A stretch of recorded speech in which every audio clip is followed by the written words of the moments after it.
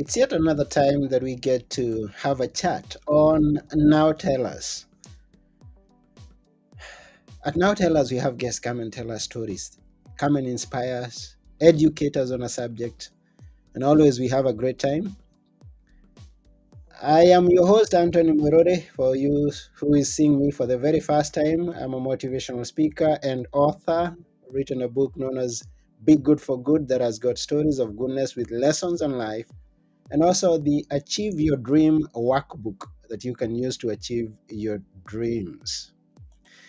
In this case, why not talk about coming from nothing to multi millions? And we have a guest who's going to dive us into this, someone with great experience on growing companies and also coaches people on growing their own companies to become multi-million companies. His name is Jason Roberts, and he's going to be here shortly. Before we go to meet Jason, I would ask you to please share this episode with all your friends. Subscribe to our channel from wherever you are listening us or watching us on.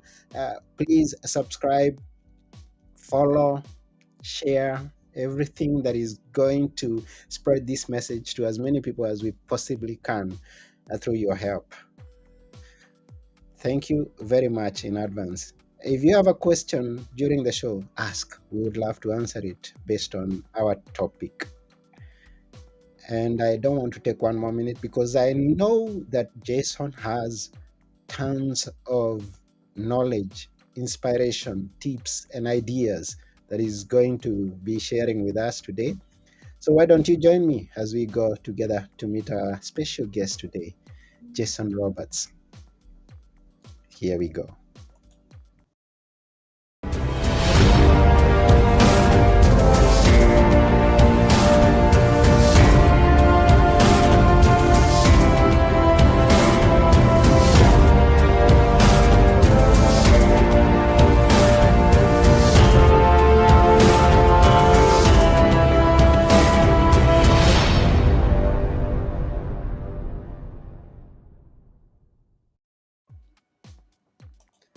Hi, Jason.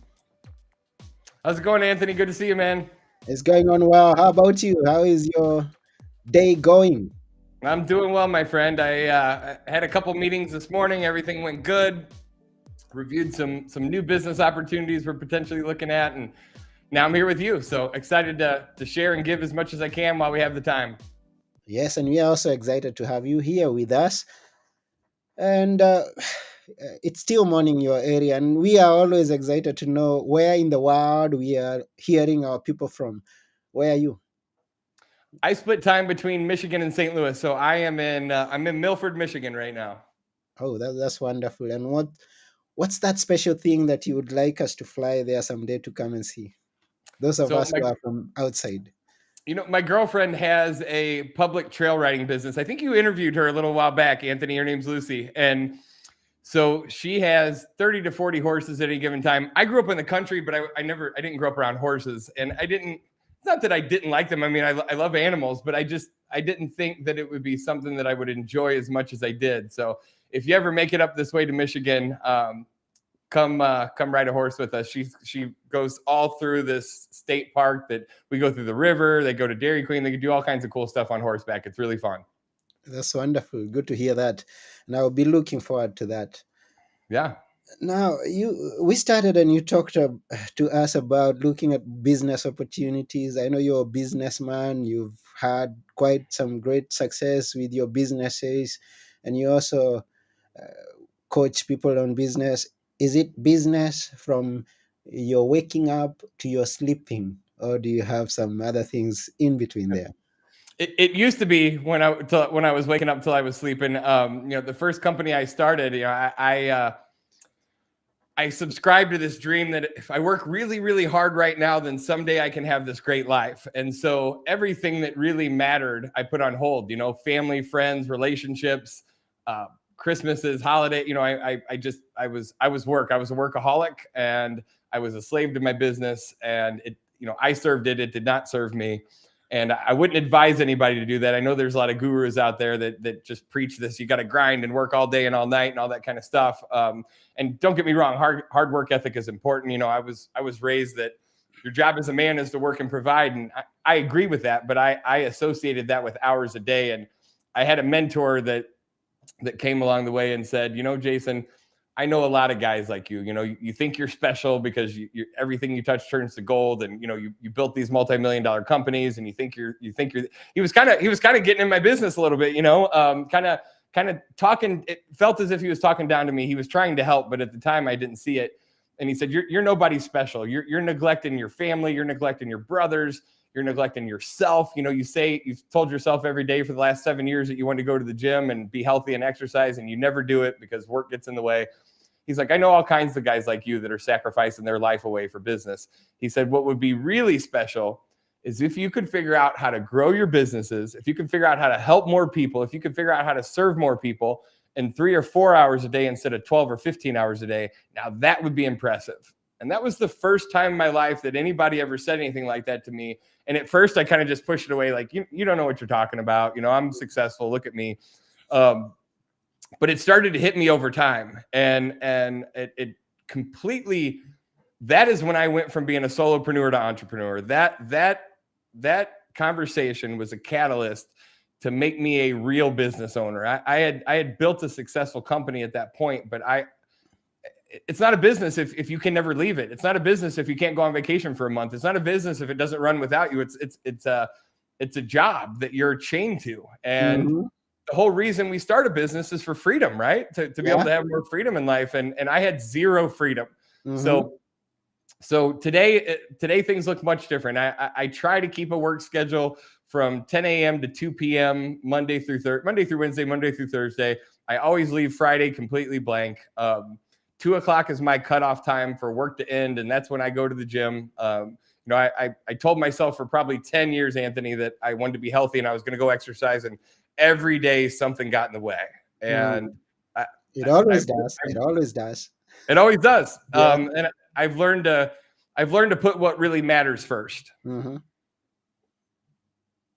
What was your very first business that you're talking, and even before we go there, because today we are talking of coming from nothing into multi-millions. What was that nothing for you? Where have you come from? And then you go into your first business that you started. You know, so I grew up in a small farm town. My dad bailed on me and my mom and my two brothers when I was 12. And he didn't pay child support. He didn't really help. I mean, it was intermittent at best. And my mom was a nurse. She's the most beautiful woman. And she dedicated her whole life to me and my two brothers. I mean, she sacrificed everything in her life so that me and my brothers could have, you know, decent clothes to wear to school and, you know, somewhat of a normal life. But, you know, so I didn't have like entrepreneur role models. I didn't have anybody around me that I aspired to be like from a business sense or anything else. I think where that original drive came from, Anthony, was that I saw my mom struggle. And, you know, even at a young age, I thought, if there were things that I could do on the side, if there was work that I could do as a teenager that brought in some money that would take some of that burden off of my mom, then that's what I would do, right? There wasn't any selfish intent at the time. You know, I mean, there was no reason other than if I could bring in a little bit of money, that's a little bit less that my mom has to do without, and we could spread it out a little bit, you know what I mean? And so that's kind of what got me thinking about ways to make money at an early age. And what was your first business? Yeah, the first business was a mortgage company. When I was 18, my mom said, "You either got to get a job or you got to go to college, one of the two. But there's not a free ride here." And I'm glad that she did that. So I enrolled in college full time, and my first real job that I got was at a collection agency. And you know, I started out making 60, 70 grand a year collecting delinquent Discover card bills, and all my buddies are at Mizzou getting a 4-year degree. And, you know, they're hoping that when they graduate with their 4-year degray that they can land a job that probably pays half of what I was already making with no degree. And so as a 18-year-old kid, you know, I think it turned out to be a good decision for me. But at the time, you know, my decision was go to college for 4 years and get a job that pays half of what I'm already making, or stay with this thing that I'm already doing pretty well with. And so I stayed there, but there was this underlying feeling, it was a big call center. It was a collection agency. It was a big ocean of cubicles. And so every day that I walked in there, I saw people that were my age. I saw people that were 30, 40, 50, 60 years old in these cubes. And I didn't know at the time what God put me on this earth to do, but I had this sinking feeling like this isn't it. Like there's got to be something more. And there's nothing wrong with being a bill collector, but I felt like there's got to be something more that I'm supposed to do here with my time here than walk into this ocean of cubicles every day. And so there was a guy that worked with me that left that business, that collection agency, and got into the mortgage business. And he made like $300,000 his second year doing home loans. And I went to lunch with him. I went with my boss, Sean, and we sit down and he put his paycheck on the table, and I saw it with my own eyes. And I thought, man, 300 grand a year is a lot cooler than 70 grand a year. And helping people buy their first house sounds like a whole lot more fun than getting cussed out at every day from people that haven't paid their credit cards, So I called down to the state of Missouri and I said, what does it take to open a mortgage company? And they sent me this big packet in the mail, this big packet of papers with all this stuff. And I combed through it, a couple of weeks, I combed through it. And there were two things that I needed that I didn't have. One was $1 million surety bond, and one was 50 grand in cash, which at 18, I didn't have either one of those things. Yeah. So I lived like a hermit for the next year. All my friends that are 18, they're going to bars and partying, doing whatever it is that they're doing. And I'm saving up money. I'm living like a hermit. I'm going to save up that 50 grand in cash. And so on April 15th, 2001, which was 2 weeks after my 21st birthday, if that ages me, I opened that company. That was my first day self-employed. That was my last day ever working in corporate America or any job for that matter. So that was my first, experience in entrepreneurship. And the crazy thing is, I had spent so much time trying to learn how to open the business that first day that I no longer had a job, and I went into my little spare bedroom in my little condo, and it hit me like a ton of bricks. I was like, oh my God, what did I do? What have I just done? I have no idea how to run a business. I have no idea how to originate home loans. I have no idea. I didn't know any of it. But I had a hard work ethic, and my back was against the wall. They say when people are either going to die or succeed, they tend to succeed. And for me, I had bills to pay and no income. So you tend to figure it out. We grew that company to close to 100 employees at our peak. We were doing around $20 million a year in annual revenue at the peak. I did all the things that these super smart CPAs and lawyers told me to do, and, buy a big house and have tax deductions, and my driveway looked like a new car dealership. And, all the things that you're supposed to do. And, for anybody that thinks I'm bragging, I promise the story's gonna crash and burn here in a second. But every day was better. We kept making more money. We kept helping more people. Uh-huh. And then one day, 2007 came, which was the whole collapse of the United States market, the mortgage market specifically, but it collapsed everything. Mm-hmm. And we went from bringing in millions of dollars to losing 100 grand a month, and we lost $100,000 a month for about 2.5 years till we were out of money. And I had to make a decision. Do we pay the office rent, or do I pay my own mortgage? I mean, that was all that was left. And I chose to pay the office rent because there was no other job I was going to go get that was going to pay for this lifestyle, and I went 90 days, 120 days delinquent on my house, foreclosed, bam, on the street, cars repossessed. I had to file Chapter 7 bankruptcy. Every bad thing that you could imagine that could happen happened over that 2.5 year period of time. Like I on a daily basis watched everything that I had worked for, at least what I thought was everything financially, monetary possessions, that kind of thing, get stripped away from me over that time. And it was one of the most painful things I ever experienced in my life, man, if I'm being honest. That was 2.5 years of pain that, I'm not somebody that looks up at the sky and says, why are you doing this to me? But that's what it felt like. What did I do to deserve this? I thought I was doing everything right. I thought I was doing it the way I was supposed to do. And also I was conscious enough to okay, maybe there's a lesson I'm supposed to learn in this, but I don't see the lesson either. All I see is bad. There's gotta be something good here. Looking back on it now, it was one of the best things that ever happened to me. Going through it, not so much. Wow. That's a strong point. Going through it, one of the best things that you've been through. That's interesting. Yeah. You're gonna Sometimes, tell us. sometimes some of the most painful things that we go through in life, I think we're supposed to go through them. I think that sometimes if the lesson isn't painful enough, we don't learn it, and we keep having to relearn it over and over and over again. Mm-hmm. When it's painful enough, we change. You know, we if we want life to change, we got to change, and we don't change when we're comfortable. We don't change when we're hanging out inside of our comfort zone. Wow. Wow, thank you for those wonderful insights that you're sharing. And we thank you, and we also thank all our viewers who are with us here, or our listeners. Hi, Mishka, how are you doing? Thank you for joining us. We are glad that you're here. And everyone else who could be watching us or listening to us, if you can ask any business question that you may be having, you have someone here who's been there, done that, achieved, lost, gained again, rose, and now, let me ask you, Jason. Yeah. y- that's a and I think we've got so I now imagine that we cannot cover as much as you have within you, so we're gonna find out more how to connect with you. That will be towards the end of the show, but uh, we could jump several processes, several instances, several growth times in your life, and tell us, where are you right now? How many companies? How successful are they? What kind are they? Tell us. Yeah. So, gosh, we've got our hands in a lot of different things. We purchased 2.5 years ago. We bought a 94 bed assisted living facility in Milwaukee, Wisconsin. So that's been a fun business to learn. It's been a hard business to learn, but it's been a fun business to learn. Um, we have a real estate buying and acquisition side of things. So we have apartment buildings. We do some lending to people all across the country for real estate investment purposes. We do a little bit of syndication on multifamily and that kind of thing.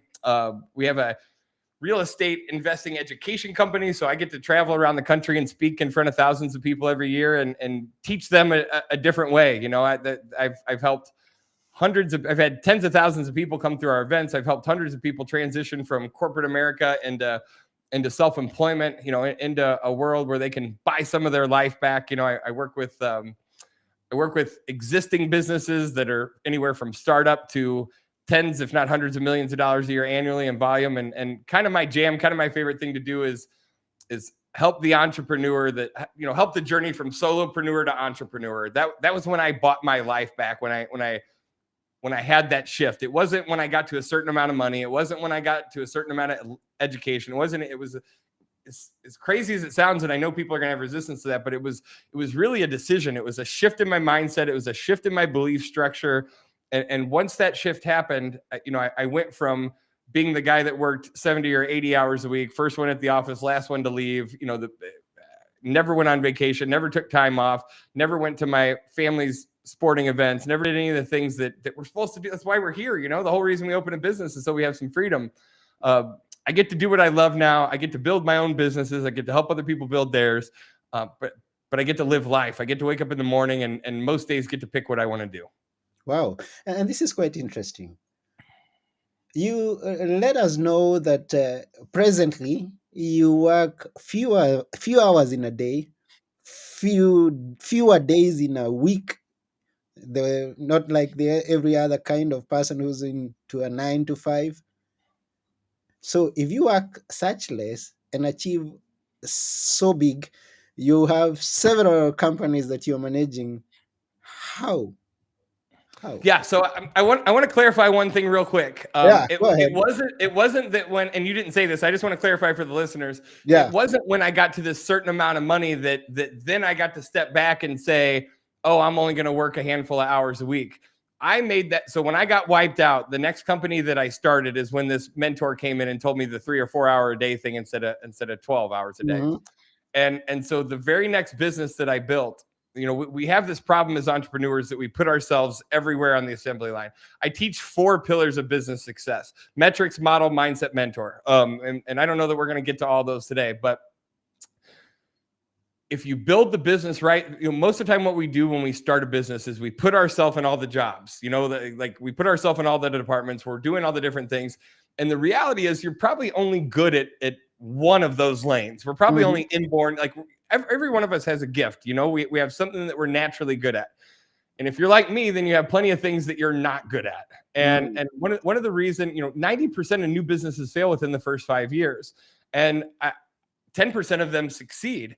I've built 10 multi-million-dollar companies. I built 10 businesses that did at least $1 million in gross revenue the first year they were in business. I've done it 10 times in a row. I don't have a business degree. I don't have an education in business. I didn't graduate college. I figured out there was a model for success and there's a model for not success. And if you do the things, if you want to be a national championship bodybuilder, find somebody that's won a national championship and model exactly what they do. Model what they eat, model what time they get up, model what exercises they do, model how they do it, and you're going to get very similar results.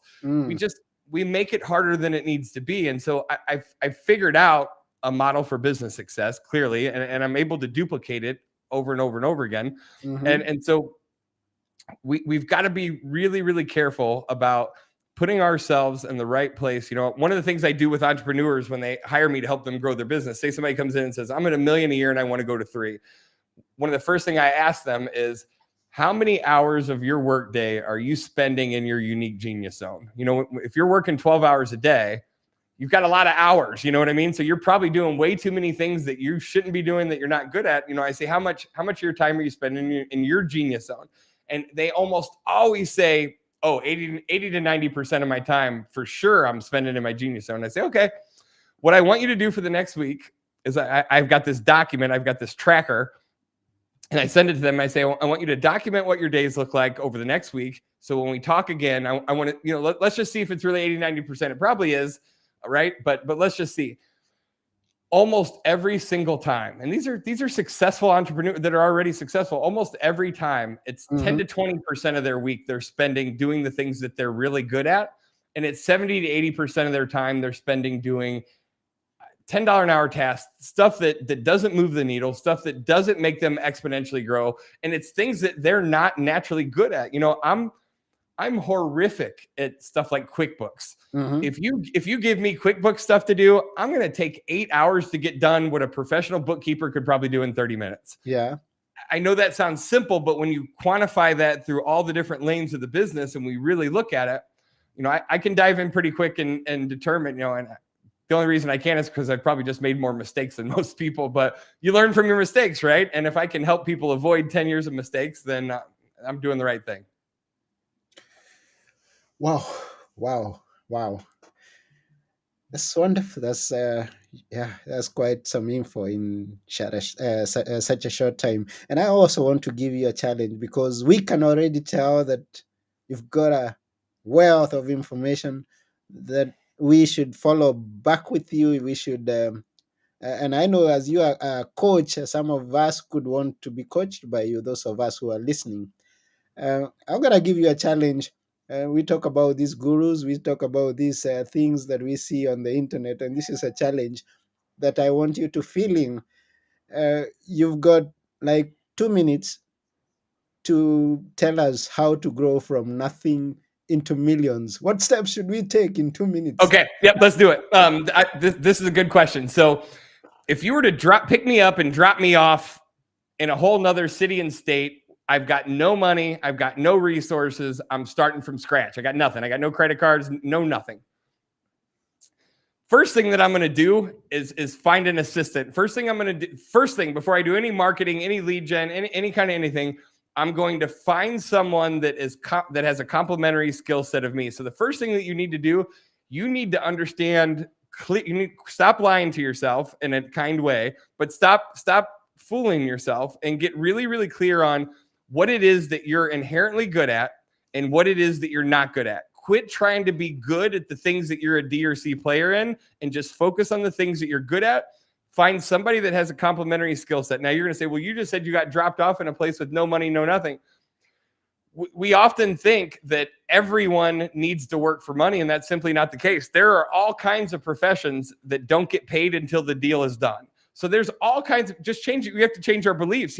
People that are money motivated, we see life through a lens that's a money motivated lens. It doesn't mean it's real. It's our perception of what's real. One of the most brilliant people I ever hired in my life, her husband worked at corporate MasterCard.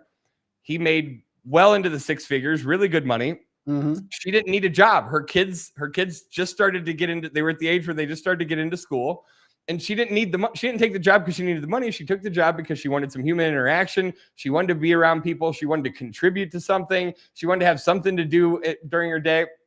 And so when she first came on, we didn't really pay her much of anything. After several years, she ended up running several of our companies. She's one of the most brilliant people. But my point is, realtors, loan officer, any commission sales job, all those people don't get paid until the money comes in. So you don't Mm-hmm. have to have money from the beginning. Find somebody that's willing to help you with the things that you're not good at.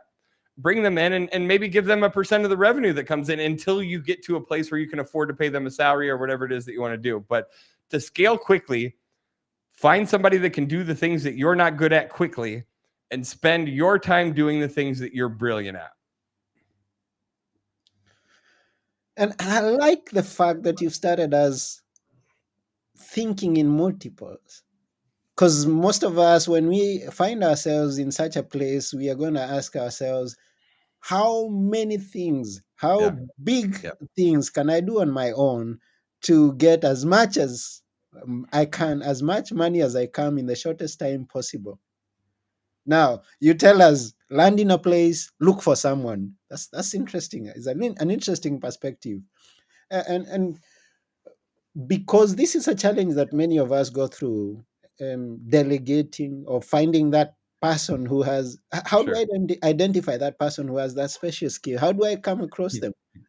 So let me tell you this. I've hired and I've employed thousands of employees over the last 24 years, through different companies that we've owned, controlled, whatever. We use personality profile tests. We use Myers-Briggs, Strength Finders, Colby Index, Predictive Index. All those different things. We interview. We've gone through all these processes and growths and changes, and all those things can start to narrow it down. But here's what I'll tell you. Here's my 2 cents on that. I heard somebody say slow to hire, quick to fire one time. And my motto changed to quick to hire, quick to fire. And what that means to me is people can put whatever they want on the resume. They can fool a test to a degree. They can do all these things, but until we actually put them in the role, we never really know for sure how they're going to perform, how they're going to show up. So I don't go through. I mean, we do some preliminary things, but my best advice is get somebody in quickly and see how they perform, but then also quickly make a decision on whether or not they're performing at the level. This is the biggest mistake. Almost all entrepreneurs that I work with, this is the biggest mistake that they make, is Hmm. they keep somebody on for way too long and they blame it on themselves. Well, I haven't given them enough training. I haven't given them enough this. I haven't given enough this. And I'm not saying those things aren't important. What I'm saying is, if you bring somebody in and I talk to you a week after you bring them in, what you should say to me is, oh my gosh, Jason, this person changed my life. If I would have known that there were these kind of awesome people out there in the world, I would have done this 10 years ago. That's Hmm. what I should hear. What I most often hear is, oh, well, they're doing okay, but I'm kind of worried about them. But I didn't train them. There's all these excuses. There's all this kind of side talk. Yeah. You should be blown away whether you trained them or not. The right person will do the right things. You know what I mean? If you've got the right person in the right space, they will impress you right from the very beginning. If we're not having that conversation after the first or second week, my advice to you is cut them off, get rid of them, bring somebody new in. And this is where people struggle going from solopreneur to entrepreneur. Is they try one person, the person bombs, and they say, told you, I should have just done this myself. I Hmm. should have just done it myself. And then they reaffirm their story that they're the only ones that can do it. And almost every business, I've worked with medical spas, I've worked with doctors' offices, I work with law firms, I worked with dental practices. Every single one of them that come in, they say to me, oh, but you don't understand, Jason. You don't know my business. It's the medical world. It's the legal world. It's this and this. And I always say, with all due respect, I'm not trying to teach you how to be a better lawyer. I don't know how to be a lawyer. What I do know how to do is grow and scale your businesses, which is why you came to me to begin with. So Hmm. you keep being a lawyer, but it's not how good of a lawyer you are that's determining the growth of your business. Not your business, maybe your personal brand, but not your business. How would people get to follow you, connect with you, or get working with you to just get coached on their businesses Because yes, we see that you are what you say you are right now. So the first thing that I wanted to say is I have a 16-week training that I take entrepreneurs and the people that aren't even business owners through. That's all about, I say 80% of success in anything is psychological and 20% is mechanics.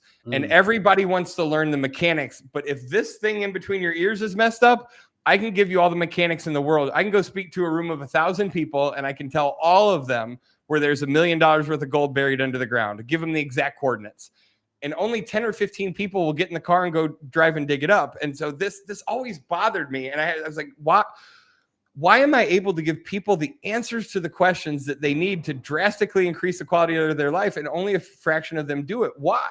There's some sort of internal conflict. There's something else going on. It's not just the mechanics that they need. They need the psychology shift. And so I created a 16-week training to reprogram the subconscious mind, to reshape your beliefs, to reshape your operating system so that you believe that you're the person that you want to become. Until you believe that you're the person that you want to become, you're never going to become it. You may have 20 pounds that you want to lose, but you still identify with the person that you are today. It doesn't matter what diet you do. It doesn't matter. You're always going to gravitate back to this. You have to reprogram this stuff. And it may not sound like business to you, but I can promise you with all the entrepreneurs I worked with, it's 80% psychological. So anyway, that's fairly expensive training. I condensed it down to make it cheaper, and I want to give it away to your audience for free. It's a 3-hour training on how to completely reshape your mind. Start there. Go to www.ultimatesuccessblueprint.com, and just for your listeners, they can download that for free. Start there. You can follow me on Facebook, Coach Jason Roberts. You can follow me on Instagram, Coach Jason Roberts. Happy to help and serve in any way that I can, but start with that free training. It normally sells for $1,000 on our website. If you use that link, you can get it for free. And that's a gift to your guest, Anthony. Wow, thank you. That's very kind of you. Absolutely. Hey, to whoever is listening out there, you better go and get this.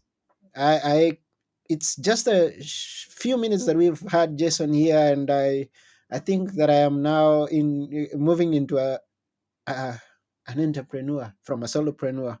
I love Just it. I love from it. these few minutes that we've been here, and I thank you, Jason. Thank you for having me. So much inspiration, so much information and insights.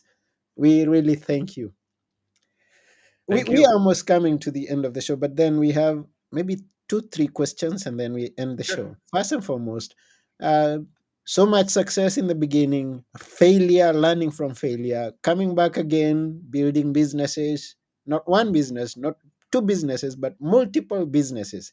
Do you have an idea of how many more are in the future? How many more businesses are you looking to build? You know, I get to do what I love to do every day. I get to work on my own businesses first and foremost.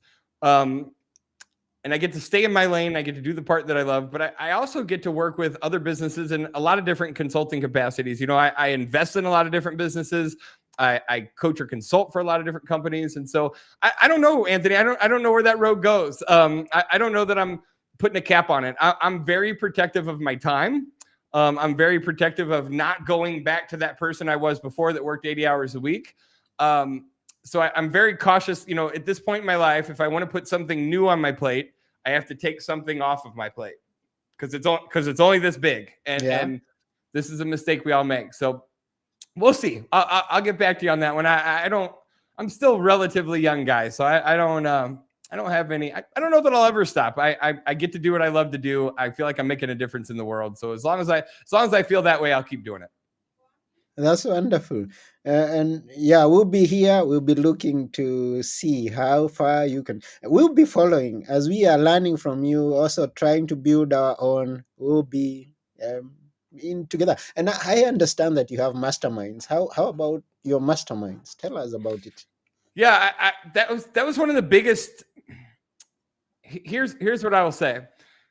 Super successful business owners, when they go to buy a new business, start a new business, create a new business, the first thing that they remember when I talked about there's a recipe for businesses, the 10% that succeed, and there's a recipe for the 90% that fail. The 10% that succeed from inception, from the very beginning, they find a mentor that has already achieved the result that they're trying to achieve, Mm-hmm. and they hire them, they align with them, they make some kind of trade, they do something to to move themselves towards that. The right mentor will get you to the finish line 10 years faster than you're ever going to get there on your own on an island by yourself trying to learn the hard way. Mm. I've done this with every single business that I've ever started. Before we ever opened the doors, the first thing that I did was find the expert, find the person who's already achieving the result. And that's just, we bought a 94-bed assisted living facility. The first thing that I did was hire a guy who has 4,000 assisted living beds. He's the largest Medicare Medicaid biller in the state of Missouri. Before I ever started to hire him, the 90%, I see this over and over again. Newer entrepreneurs, they always say, once I get this, then I'll do that. That's their mindset. So once I start making some money, then I'll get a mentor. Once I get it started, then I'll hire a mentor. Once I do this, I'll get it. And they fail. 90% of them fail, and they fail because you just don't know what you don't know. So you can spend 10 years trying to figure it out. You can go bankrupt. You can lose everything, or you can just never ever do it because of fear, or just find someone that's already achieving the result that you're trying to achieve, whatever it is in life, business, relationships, your marriage, whatever. Find somebody that's already got what you're trying to get and align yourself with them. That's what we do through our masterminds. We bring in experts in different areas. We create a family. We create a circle of people that are going in the same path, going in the same direction, that can help us see the things that we can't see on our own. Yeah, that's wonderful.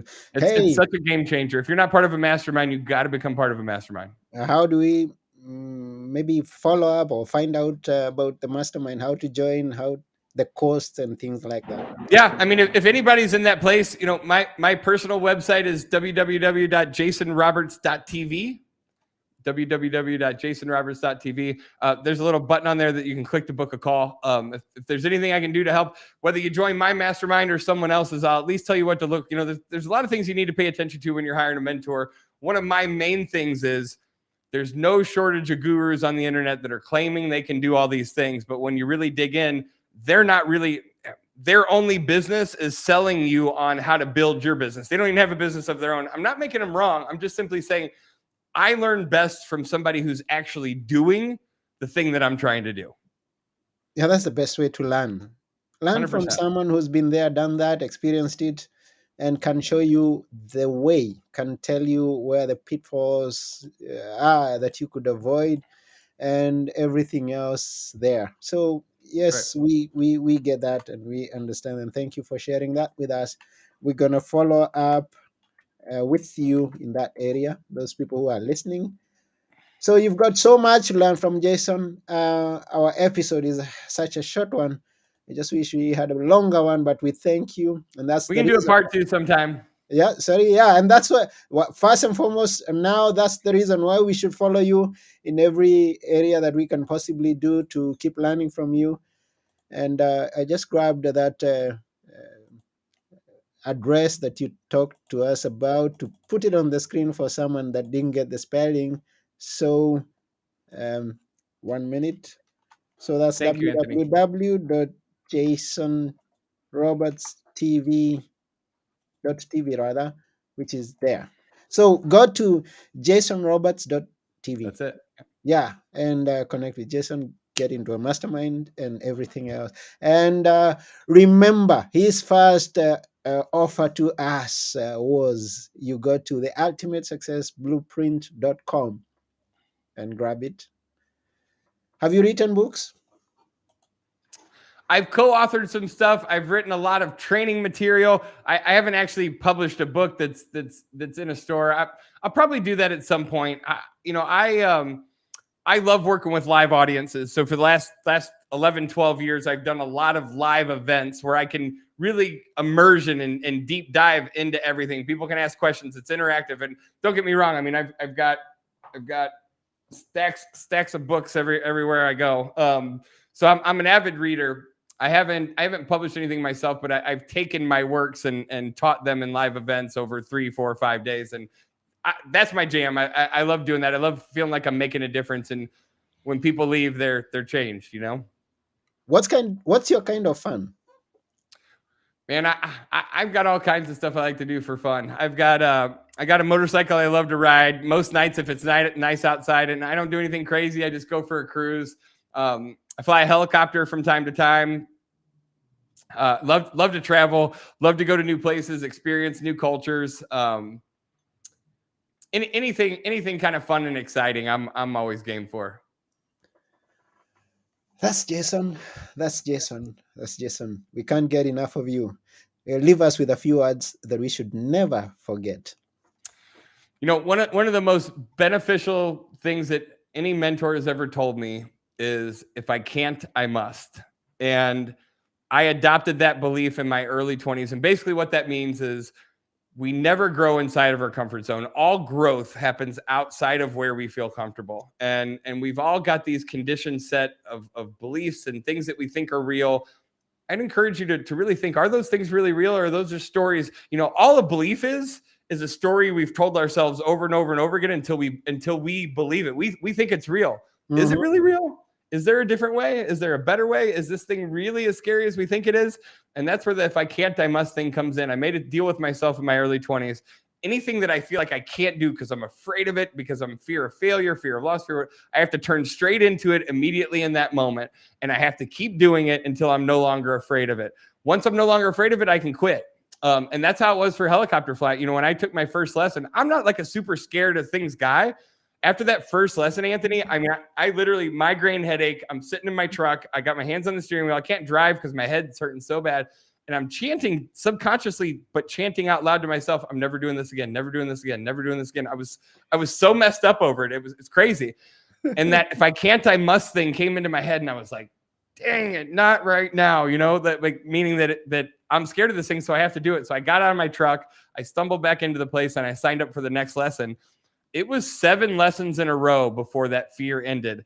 And on the 8th, I don't know why, but on the 8th lesson, I could fly the helicopter, and it was one of the coolest things. And it was one of the coolest experiences in the world to be able to fly that thing by myself. Had I not done that, if I can't, I must, I would have given up after number 1. And I would have never, ever experienced that reward. That shows up in our life in so many different areas. So if I could leave you with something, if I can't, I must, in all different areas of your life. If I can't, I must. Wow. We're going to live with that. We're going to remember that. And we're going to remember Jason. Thank you very much, Jason, for coming to Now Tell Us. Absolutely, Anthony. Thanks for having me, man. I had a blast. Yes, and it was a wonderful one. To all those who've been listening to us, sometimes they listen to us quietly. We thank you for being here with us. For those who may get to hear this after we are through, please, if you can send us some feedback, give us a like, subscribe. We would love that. But don't forget to follow up with Jason. You should. And if you can't, then you must. That's it for now. Thank you very much, Jason. Bye, guys. It's been your host, Anthony Morore, and together with our special guest, Jason Roberts, we're saying bye for now. Take care. Bye.